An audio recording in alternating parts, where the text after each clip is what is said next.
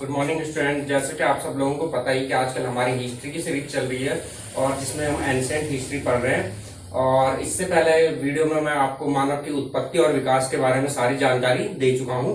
और आज हम देखेंगे आपकी पूरा पाषाणकालीन युगीन अवस्थाएं। क्या कहा मैंने आपको? आज हमारी जो टॉपिक का नाम हो क्या हमारा? पूरा पाषाणकालीन युगीन अवस्थाएं। क्या कहा मैंने आपको? पूरा पाषाणकालीन युगीन अवस्थाएं। तो देखते हैं पूरा पाषाणकालीन युगीन अवस्थाएं हमारी क्या क्या होती हैं और किसे पूरा पाषाण काल कहा जाता है। तो स्टार्ट करते हैं। जैसे कि आपको नाम से ही पता लग रहा है, पाषाण अर्थात पत्थर, पाषाण अर्थात पत्थर। तो यह वह समय है जब मनुष्य क्या करता था? आपके पत्थरों का औजारों का इस्तेमाल करता था। तो जो पत्थरों के औजारों का इस्तेमाल करता था वो क्या कहलाता है? आपका पाषाण काल। और ये क्या आपकी पाषाण काल से भी पहले की अवस्था, पाषाण काल से भी पहले की अवस्था। तो जो आपकी पाषाण काल से भी पहले की अवस्था वो क्या कहलाती है? आपकी पूरा पाषाणकालीन अवस्था कहलाती है। क्या कहलाती है? आपकी पूरा पाषाणकालीन अवस्था कहलाती है। तो देखते हैं हम जो हमारी पूरा पाषाणकालीन अवस्था है वो कितने भागों में बांटी गई है और किस आधार पर बांटी गई है। तो सबसे पहले हम देखते हैं जो हमारी पूरा पाषाणकालीन अवस्था है वो आपकी 3 भागों में बांटी गई है। पूरा पाषाणकालीन अवस्थाएं आपकी 3 भागों में बांटी गई है। आपकी पूरा पाषाणकालीन अवस्थाएं 3 भागों में बांटी गई है। अब आपके मन में प्रश्न उठेगा कि सर ये पूरा पाषाणकालीन अवस्थाएं 3 भागों में किस आधार पर बांटी गई है? पूरा पाषाणकालीन अवस्थाएं किस आधार पर 3 भागों में बांटी गई? तो जो हमारे क्या है पाषाणकालीन, यानी इस समय क्या होता था? आपके पत्थर के औजारों का इस्तेमाल किया जाता था। तो इस समय जो पत्थर के औजार मिले हैं, एक तो उनके आधार पर और दूसरी क्या, तो इस समय की मौसमी दशाएं अर्थात जो जलवायु थी उनके आधार पर पूरा पाषाणकालीन अवस्थाओं को 3 भागों में बांटा गया है। क्या क्या बताया मैंने आपको? पहला तो जो पत्थर के औजारों के स्वरूप के रूप में और दूसरा जलवायु के आधार पर। ठीक है, तो पहली आती है हमारी आरंभिक या निम्न पूरा पाषाणकालीन अवस्था। पहली आती है आपकी आरंभिक या निम्न पूरा पाषाणकालीन अवस्थाएं। पहली है आपकी आरंभिक या निम्न पूरा पाषाणकालीन अवस्थाएं। अब आपके मन में उठेगा सर ये कब से लेके शुरू हुई और कब तक चली? तो जो आपकी आरंभिक या निम्न पूरा पाषाणकालीन अवस्था है वो आपकी 6 लाख ईसा पूर्व से शुरू होकर 1,50,000 ईसा पूर्व तक जाती है। कहां से कहां तक? मैंने आपकी निम्न या आरंभिक पूरा पाषाणकालीन अवस्था आपकी 6 लाख ईसा पूर्व से शुरू होकर 1,50,000 ईसा पूर्व तक जाती है। तो आपकी समझ में आया? अब दूसरा प्रश्न आपसे पूछा जाता है कि जो आपकी आरंभिक या निम्न पूरा पाषाणकालीन अवस्था थी ये कैसी अवस्था थी? तो जो आपकी आरंभिक या निम्न पूरा पाषाणकालीन अवस्था थी ये आपकी कैसे गुजरी थी? हिमयुग में गुजरी थी। ठीक है, निम्न पूरा पाषाणकालीन अवस्था आपकी कैसे गुजरी थी? हिमयुग में गुजरी थी। अर्थात इस समय संपूर्ण ब्रह्मांड में जहां देखो आपको बर्फ ही बर्फ फैली हुई दिखाई दे रही थी। ठीक है, अब आता है जो मैंने आपको ये बताया कि क्वेश्चन बताया मैंने आपको कि आरंभिक या निम्न पूरा पाषाणकालीन अवस्था आपकी कहां से होती है? 6 लाख से 1.5 लाख ईसा पूर्व तक होती है। तो ये जो मैंने आपको समय बताया ये मैंने आपको भारत के संदर्भ में बताया। किसके संदर्भ में बताया? मैंने आपको भारत के संदर्भ में बताया। ठीक है, अगर मैं यही बात विश्व या अफ्रीका के संदर्भ में करूं तो आपका जो पूरा पाषाणकालीन अवस्था है वो आपकी 20 लाख वर्ष पूर्व से शुरू होती है। कब से शुरू होती है? आपकी 20 लाख वर्ष पूर्व से शुरू होती है। अगर मैं क्या करूं भारत, विश्व या अफ्रीका के संदर्भ में बात करूं, क्योंकि जैसे कि मैं आपको पहले ही बता चुका हूं इससे पहले वीडियो में कि क्या है आपका मनुष्य का उद्भव और विकास और उत्पत्ति कहां से हुई थी? आपकी अफ्रीका से हुई थी। तो जो आपकी सबसे पहले पूरा पाषाणकालीन अवस्थाएं पाई जाती है वो भी कहां पाई जाती है? आपकी अफ्रीका में पाई जाती है। और उसका समय कितना आपका? 20 लाख वर्ष पूर्व से।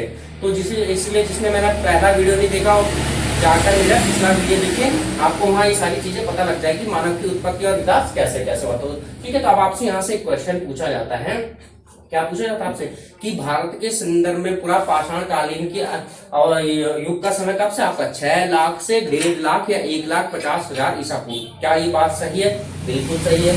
दूसरा क्वेश्चन आपसे यहाँ पूछा जाता है अगर हम विश्व इतिहास के संदर्भ में या अफ्रीका के संदर्भ में बात करें तो पूरा पाषाणकालीन युग का समय क्या है आपका? 20 लाख ईसा पूर्व से। ठीक है, इतनी बात समझ आ गई। तो हम अगली चीजें देखते हैं, आपके स्थल देखते हैं, पूरा पाषाणकालीन स्थल कौन कौन से। अच्छा, तो एक क्वेश्चन और पूछा जाता है आपसे कि जो मैंने आपको भारत के लिए बताई ना अवस्था 6 लाख से 1,50,000 वर्ष पूर्व, तो ये सबसे पहला कौन सा भारत में पूरा पाषाणकालीन स्थल मिलता है?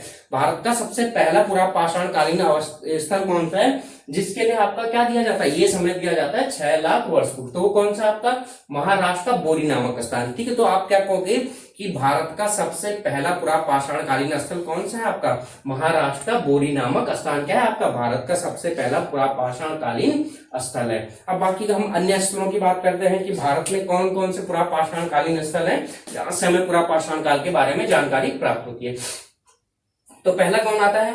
पाकिस्तानी पंजाब की सोहन घाटी। जैसे कि इससे पहले वीडियो में भी मैं बता चुका हूं, जब भारत क्या था आपका अविभाज्य था, ठीक है, तो पंजाब भी आपका कहाँ था, भारत और पाकिस्तान जो दोनों जगह फैला हुआ था। अब जब उसका विभाजन हो गया तो आपका पूर्वी पाकिस्तान तो भारत में रह के जो आपका क्या है पश्चिमी पाकिस्तान है वो कहाँ, पश्चिमी पंजाब था, क्या कहा मैंने आपका, सॉरी, जो आपका क्या था पूर्वी पंजाब था वो तो कहाँ रह गया आपका भारत में रह गया, लेकिन जो आपका क्या था पश्चिमी पंजाब था वो कहाँ चला गया आपका पाकिस्तान में चला गया। तो अब जो ये पाकिस्तानी पंजाब यानी जो पश्चिमी पंजाब था उसमें क्या कौन सा पाई जाते हैं, एक सोहन नदी पाई जाती है, और इसी की नदी घाटी में कौन सा आपका है, सोहन नदी घाटी में आपके क्या मिलते हैं, पुरा पाषाण कालीन स्थल मिलते हैं। ठीक है, दूसरा आता है आपका कश्मीर। कश्मीर आपको पता है भारत में है, और कश्मीर में भी आपके क्या मिलते हैं, पुरा पाषाण कालीन स्थल मिलते हैं। तीसरा आता है आपका थार मरुस्थल। ठीक है, अब आपको ये भी पता होगा कि थार मरुस्थल कहाँ है आपका, केवल और केवल भारत में ही नहीं फैला है, बल्कि क्या आपका भारत और पाकिस्तान में संयुक्त रूप से फैला है। तो जब मैं थार मरुस्थल कहता हूं तो कुछ पुरा पाषाण कालीन स्थल आपको कहाँ मिलेंगे, कुछ भारत में मिलेंगे और कुछ कहाँ मिलेंगे आपको पाकिस्तान में मिलेंगे। तो ये सब क्या है आपके महत्वपूर्ण पुरा पाषाण कालीन स्थल हैं जो भारत में मिले हैं। ठीक है, अब देखते हैं कि पुरा पाषाण काल के औजार भारत में कहाँ कहाँ मिले हैं, पुरा पाषाण काल के औजार कहाँ कहाँ मिले हैं। उससे पहले हम क्या समझ लेते हैं कि पुरा पाषाण कालीन स्थल के औजार थे कौन कौन से आपके, यानी जो पुरा पाषाण कालीन युग के समय में इंसान कौन कौन से औजारों का इस्तेमाल करता था। तो पहला आता है आपका हैंड एक्स, या जिसे क्या बोला जाता है आपका हस्त कोठार या हस्त कुल्हाड़ी भी कहा जाता है। पहला कौन से आपके हैंड एक्स, जिसे हस्त कुल्हाड़ी या हैंड एक्स भी कहा जाता है। दूसरा आता है आपका विदर्णी, या जिसे आपका अंग्रेजी में क्लीवर कहा जाता है, और ये आपके तलवार की शेप का होता था, कुछ मतलब चाकू से कुछ बड़ा औजार होता था, जो क्या होता है आपका वर्तमान में जो आपका चाकू होता है उससे कुछ बड़ा औजार होता था, और ये भी क्या का बना होता था आपका पत्थर का बना होता था। और तीसरा आता था खंडक, खंडक यानी टुकड़े करने वाला, जिसे आपका क्या कहते हैं वर्तमान में चौपट अर्थात चाकू। जो आपका वर्तमान का चाकू उस टाइम क्या कहलाता आपका खंडक कहलाता था। और जो आपका विदर्णी है क्लीवर है ये भी क्या होता था आपका होता था चाकू था, लेकिन क्या होता था आपका जो चाकू है उससे थोड़ा बड़ा साइज में होता था। ठीक है, तो आपसे कई बार अब यहाँ से क्वेश्चन क्या बनता है आपका क्वेश्चन का चाकू उस टाइम क्या कहलाता आपका खंडक कहलाता था। और जो आपका विदर्णी है क्लीवर है ये भी क्या होता था आपका होता था चाकू था, लेकिन क्या होता था आपका जो चाकू है उससे थोड़ा बड़ा साइज में होता था। ठीक है, तो आपसे कई बार अब यहाँ से क्वेश्चन क्या बनता है आपका क्वेश्चन ऐसा बनता है आपका कि हैंड एक्स विदर्णी और खंडक के किस काल के औजार है। तो आपके किस काल के औजार हैं, आपके निम्न पुरा पाषाण काली के औजार हैं ये। ठीक है, तो औजार भी मैंने आपको बता दी कौन कौन से औजार थे। अब अगला आता है कि जो औजार है ना पुरा पाषाण कालीन के औजार हैं, पुरा पाषाण काल के औजार है भारत में कौन कौन से स्थानों पर मिले हैं। क्या कहा मैंने आपको, जो पुरा पाषाण काल के औजार है भारत में कौन कौन से स्थानों पर मिले हैं, तो आइए देखते हैं। ठीक है, तो ये आपके कहां पे मिले, यूपी के मिर्जापुर में बेलन घाटी में। ठीक है, आपसे कई बार मिलाने को आते हैं, जो मैं आपको बता रहा हूँ ये कि भारत में पुरा पाषाण कालीन औजार कौन कौन से स्थलों पे मिले हैं उनका मिलान करिए। तो पहले क्या कहा मैंने आपके मिर्जापुर जो कि कहाँ आपका उत्तर प्रदेश राज्य में स्थित है, वहां के आपके एक बेलन नदी बहती है, बेलन नदी घाटी में आपके क्या मिले, पुरा पाषाण कालीन औजार मिले हैं। दूसरा आता है आपका डिडवाना मरुभूमि। डिडवाना लेक का नाम आपने तो सुना ही होगा। ठीक है, डिडवाना लेक कहाँ आपकी राजस्थान में स्थित है। तो जो डिडवाना मरुभूमि है वहां पे आपके क्या मिला है, पुरा पाषाण काल के औजार प्राप्त हुए हैं। ठीक है, तीसरा आता है आपकी नर्मदा नदी घाटी। नर्मदा नदी घाटी में भी आपके क्या मिले, पुरा पाषाण काल के औजार मिले हैं। चौथा आता है हमारे जो मध्य प्रदेश में भीमबेटका की गुफाएं हैं उनमें भी क्या मिले हैं आपके पुरा पाषाण कालीन औजार मिले हैं। तो कौन कौन से स्थल बताए मैंने आपको जहां जहां आपको पुरा पाषाण कालीन औजार मिले हैं। पहला बताया मैंने आपके यूपी के मिर्जापुर में बेलन घाटी। दूसरा बताया मैंने आपके डिडवाना मरुस्थल या मरुभूमि क्षेत्र जो कि कहा आपका राजस्थान में है। तीसरा बताया मैंने आपको नर्मदा नदी घाटी। ठीक है, नर्मदा नदी कहां से निकलती है आपकी, मध्य प्रदेश से निकलती है। ये सब मैं आपको भूगोल में बताया जाएगा। और चौथा मैंने बताया आपको भीमबेटका की गुफा जो कि कहां स्थित है आपकी मध्य प्रदेश में स्थित है। तो इतनी सारी चीजें किससे संबंधित है, हमारी आरंभिक या निम्न पुरा पाषाण काल से संबंधित थी। जितने भी इंपॉर्टेंट प्रश्न थे आरंभिक या पुरा पाषाण काल से और जितनी भी इंपॉर्टेंट चीजें थी वो सारी मैंने आपको बता दी है। ठीक है, अब अगला अवस्था आती है हमारी मध्य पुरा पाषाण कालीन अवस्था। अगली अवस्था कौन सी आती है हमारी, मध्य पुरा पाषाण कालीन अवस्था। अगली अवस्था आती है हमारी मध्य पुरा पाषाण कालीन अवस्था। तो अब वही प्रश्न उठता है आपके पास कि मध्य पुरा पाषाण कालीन अवस्था आपकी कब से शुरू होती है और कब तक चली। तो जैसे कि मैं आपको क्या बता सकता हूँ चुका हूँ, भारत में क्या आपकी जो आपकी क्या आरंभिक या पुरा पाषाण कालीन अवस्था है वो 6 लाख ईसा पूर्व से 1,50,000 ईसा पूर्व तक रही। तो अब क्या होती है जो आपकी मध्य पुरा पाषाण कालीन अवस्था है ये आपकी भारत के लिए 1,50,000 से 1,50,000 ईसा पूर्व वर्ष से 35,000 ईसा पूर्व तक चली। क्या बताया मैंने आपको? 1,50,000 ईसा पूर्व से 35,000 ईसा पूर्व तक चली थी। ठीक है, तो अब देखते हैं इसमें क्या क्या इंपॉर्टेंट चीजें थी और क्या क्या प्रश्न हमारे मध्य पूर्व पाषाणकालीन युग से पूछे जाते हैं। पहले तो आपका यही पूछा जाता है कि औजार, ठीक है, औजार, ठीक है, तो औजार कौन कौन से जो आपके मध्य पूर्व पाषाणकालीन औजार थे, उन औजारों को क्या क्या कहा जाता था आपका। ठीक है, और एक खास विशेषता क्या है, जो आपके मध्य पूर्व पाषाणकालीन औजार होते थे वो कैसे बने होते थे? आपके पत्थरों की पकड़ी के बने होते थे। अर्थात क्या होता था, जो आपका पत्थर होता था उसे घिस कर या उसे किसी चीज से पतला कर क्या बनाए जाते थे? उनके औजार बनाए जाते थे। तो आपका जो पहला औजार है जो आपका मध्य पूर्व पाषाण काल से संबंधित है वो आता है आपका फलन।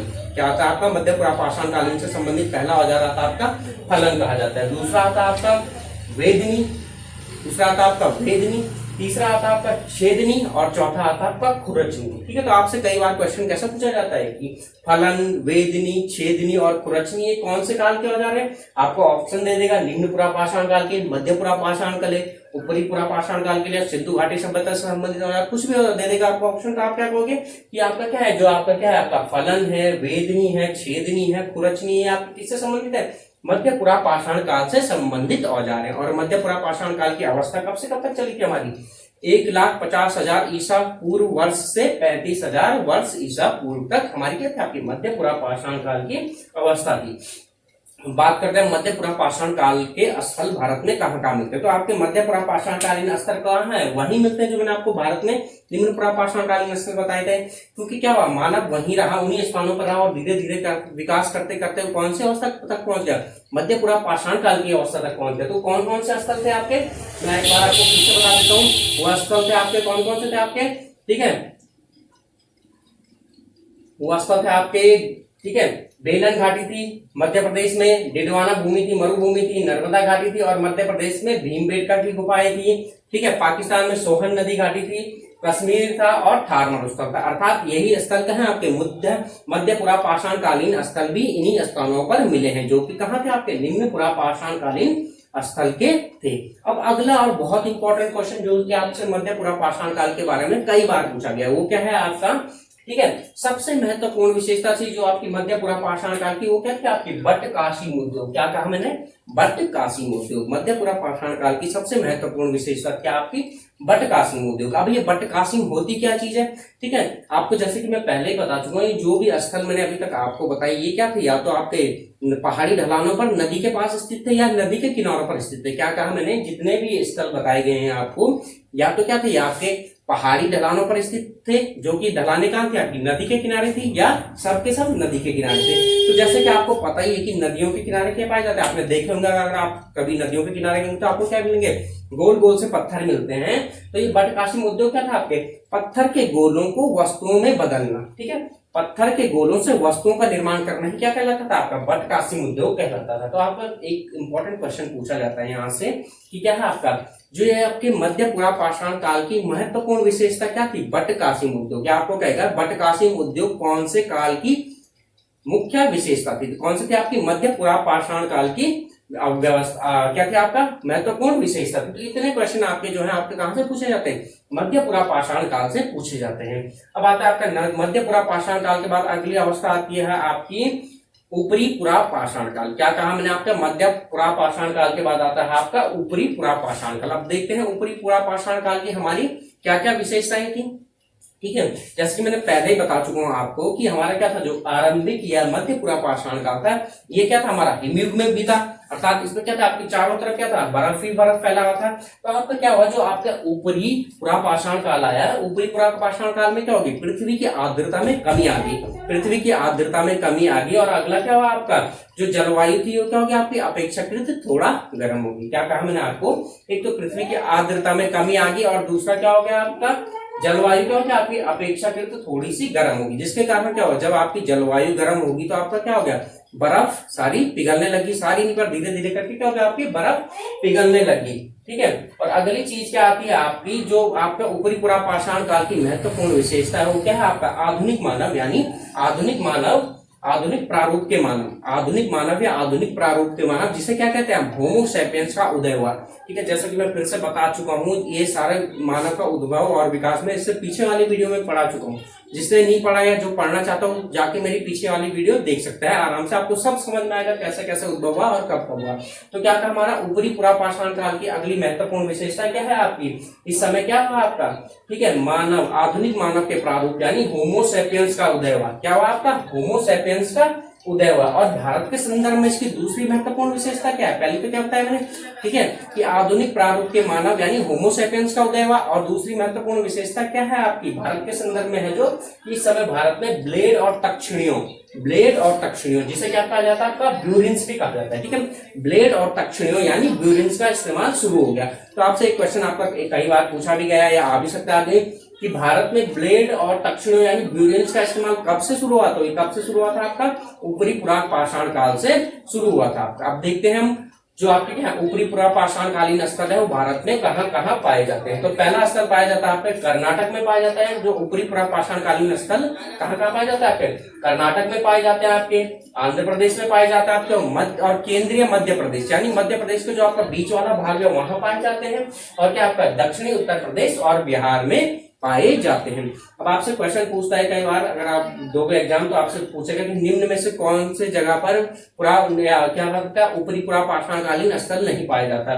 तो ऑप्शन में क्या क्या होगा आपका, कर्नाटक होगा, कर्नाटक में पाया जाता है आपका, आंध्र प्रदेश में भी पाया जाता है आपके, और केंद्रीय मध्य प्रदेश यानी मध्य प्रदेश के बीच वाले भाग में भी पाए जाते हैं, दक्षिणी उत्तर प्रदेश में भी पाए जाते हैं, और क्या आपके बिहार में भी पाए जाते हैं। तो इतनी जगह पे क्या आपके ऊपरी पुरापाषाण कालीन स्थल पाए जाते हैं। ठीक है, अगली विशेषता क्या थी आपकी, ठीक है, जो ऊपरी पुरापाषाण में क्या था, मानव गुफाओं में रहने लग गया था। ऊपरी पुरापाषाण में क्या था आपका, मानव गुफाओं में रहने लग गया था। तो आपका यहाँ से क्वेश्चन पूछा जाता है कि मानव ने गुफाओं में रहना कब से शुरू किया, तो आपका कब से क्या था, ऊपरी पुरापाषाण काल से। ठीक है, तो और अगला क्वेश्चन क्या बनता है यहाँ पे, मानव के रहने की गुफाएं और शैलाश्रय जो कि किससे संबंधित, आपके मध्य ऊपरी पुरापाषाण काल से संबंधित, तो कहाँ पाए जाता है, क्या कहा मैंने, ठीक है, ऊपरी पुरापाषाण काल से संबंधित गुफाएं और शैलाश्रय कहाँ पाए जाते हैं, कहाँ पाए जाते हैं आपके मध्य प्रदेश के भीमबेटका में पाए जाते हैं। कहाँ पाए जाते हैं आपके मध्य प्रदेश के भीमबेटका में पाए जाते हैं। ठीक है, तो ये क्या थी आपकी ऊपरी पुरापाषाण काल से संबंधित महत्वपूर्ण चीजें थी। पहली चीजें तो क्या थी आपकी, पृथ्वी की आर्द्रता कम हो गई, तापमान बढ़ गया, जिससे आपको क्या बर्फ पिघलने लगी। और अगला क्या है, आधुनिक प्रारूप के मानव यानी होमो सैपियंस का उदय भी कब हुआ था आपका, ऊपरी पुरापाषाण काल में ही हुआ था। और अगर भारत के संदर्भ में बात करें तो भारत के संदर्भ में क्या बताया था मैंने आपको, ब्लेड्स और तक्षणियों यानी ब्यूरिन्स का इस्तेमाल शुरू हो गया था। और अगला क्या बताया मैंने, स्थल मैंने आपको बता चुका। और अगली महत्वपूर्ण विशेषता क्या थी, मानव गुफाओं में रहने लग गया था। और जो मानव क्या था, ऊपरी पुरापाषाण काल से संबंधित गुफाएं और शैलाश्रय भारत पे कहाँ मिलते थे आपके, भीमबेटका, जो कि कहाँ आपका मध्य प्रदेश में। अब ये मैंने जितनी भी चीजें आपको बताई, हाँ और एक चीज मैं आपको बताना भूल गया कि जो ऊपरी पुरापाषाण काल है कब से लेके कब तक चला आपका, ऊपरी पुरापाषाण काल आपका कब से लेके कब तक चला। ठीक है, क्या कहा मैंने, एक चीज मैं आपको बताना भूल गया कि आपका ऊपरी पुरापाषाण काल है कब से लेके कब तक चल रहा था आपका, जो ऊपरी पुरापाषाण काल है हमारा, ठीक है, ये चला था हमारा आपका 35,000 ईसा पूर्व से लेकर 10,000 ईसा पूर्व वर्ष तक। ठीक है, कब से कब तक चला आपका, ठीक है, ये चला आपका 35,000 ईसा पूर्व से 10,000 ईसा पूर्व तक चला। ठीक है, अब जो भी जितनी भी चीजें मैंने अभी तक आपको बताई, अब इससे एक निष्कर्ष निकलता है जो आपका अक्सर पेपरों में पूछा भी गया है। क्या है आपका, जो जितने भी आपके क्या है पुरापाषाण कालीन स्थल बताए हैं मैंने, ये भारत में कहाँ पाए जाते हैं, या तो ये आपके पहाड़ी ढलानों पर पाए जाते हैं या ये आपके नदियों के किनारे पाए जाते हैं। क्या बताया मैंने, आपके जितने भी पुरापाषाण कालीन स्थल है, चाहे आपके निम्न पुरापाषाण कालीन, मध्य पुरापाषाण कालीन या उच्च पुरापाषाण कालीन स्थल, ये कहाँ पाया जाता है आपके पहाड़ी ढलानों पर। ऐसी ढलानें जो कि क्या थी आपके नदियों के किनारे स्थित थी, और दूसरा या तो नदी घाटियों में पाए जाते हैं, पहाड़ी ढलानों पर और नदी घाटियों पर पाए जाते हैं। लेकिन इसका एक अपवाद है, अभी तक भारत में सिंधु और गंगा के कछारी मैदानों और ढलानों पर, क्या कह रहा हूं, सिंधु और गंगा के कछारी मैदानों और इन नदियों की पहाड़ी ढलानों पर क्या है आपके पुरापाषाण कालीन स्थलों का पता नहीं लगा है। क्या कहा मैंने आपको, ठीक है, सिंधु और गंगा के कछारी मैदानों और पहाड़ी ढलानों पर अभी तक आपको कहीं भी पुरापाषाण कालीन स्थलों का पता नहीं चला है। तो आपसे एक क्वेश्चन कैसा पूछा जाता है, आपसे पूछा जाएगा कि भारत में सभी नदी घाटियों में आपके पुरापाषाण कालीन स्थल पाए जाते हैं, क्या ये बात सही होगी? नहीं, क्योंकि गंगा और सिंधु के सिंधु की क्या आपके पहाड़ी ढलानों पर ये पूरा पाषाणकालीन स्थल नहीं पाए जाते हैं। तो यहाँ पे सभी नदियां कहना गलत होगा। अगर आपसे पूछा जाता है कि केवल सिंधु और गंगा के पहाड़ी ढलानों पर ये पूरा पाषाणकालीन स्थल नहीं पाए जाते, तो क्या ये बात सही होगी? हाँ, ये बात सही होगी। ठीक है, तो ये क्या था, आज हमने जो पढ़ा पूरा पाषाणकालीन अवस्था के बारे में पढ़ा, और इसके बाद अगली अवस्था आएगी हमारी, क्या आएगी आपकी पाषाणकालीन अवस्था। और वहां भी क्या होगा, आपकी पाषाणकालीन अवस्था भी 3 भागों में बटी होगी। और पाषाण काल में मनुष्य ने कैसे कैसे विकास किया, आग का आविष्कार, पहियों का आविष्कार, ये सब कहाँ होता है आपका? पाषाण काल में होता है। ठीक है, ये क्या था आपका? ये था आपका पूरा पाषाण काल, और वो क्या है आपका? पाषाण काल। और एक अगली चीज क्या, आपने इनकी डेट पक्का याद रखनी है, डेट अक्सर पूछी जाती है। ठीक है, तो डेट में आपको एक बार फिर से रिवाइज करवा देता हूँ। देखो आपकी क्या थी, आरंभिक या निम्न पूरा पाषाण काल कब से कब तक चला? भारत के संदर्भ में, भारत के संदर्भ में चला था आपके 6 लाख ईसा पूर्व से 1,50,000 ईसा पूर्व तक। ठीक है, भारत के संदर्भ में। और अगर विश्व के संदर्भ में बात करूं तो कहां से स्टार्ट हुआ था आपका? अफ्रीका में। ठीक है, और 20 लाख वर्ष पूर्व से शुरू हुआ था। ठीक है, अब अगली चीज आती है हमारी मध्य पूरा पाषाण काल की टाइम पीरियड पूछता है, कब से कब तक चला। तो मध्य पूरा पाषाण काल आपका 1,50,000 से कहां तक बताया मैंने? 1,50,000 से बताया मैंने आपका। 1,50,000 से यहां लिख देता हूं मैं। ठीक है, मध्य पाषाण काल 1,50,000 से चला था आपके 35,000 वर्ष, 35,000 ईसा पूर्व तक। ठीक है, 35,000 ईसा पूर्व तक, बिफोर क्राइस्ट। कौन सा? मध्य पुरा पाषाण काल। अच्छा, अब निम्न पुरा पाषाण काल की बात करते हैं। तो निम्न पुरा पाषाण काल का हमने आपको यहाँ पे लिख दिया टाइम पीरियड, 35,000 ईसा पूर्व से 10,000 ईसा पूर्व तक क्या था आपका? उच्च पुरा पाषाण या ऊपरी पुरा पाषाण काल। इसके बाद देखेंगे हम पाषाण काल, जो कि आपको कहां से स्टार्ट होगा? आपका 10,000 ईसा पूर्व के बाद से स्टार्ट होगा, और देखेंगे कहां तक जाएंगे और क्या क्या उस टाइम आपकी विशेषताएं थी और क्या क्या मनुष्य ने विकास किया। धन्यवाद। आशा करता हूं कि आप लोगों को ये वीडियो पसंद आया होगा, और इसी तरह से हमारे प्यार देते रहिए और हमारा चैनल सब्सक्राइब करते रहिए। धन्यवाद।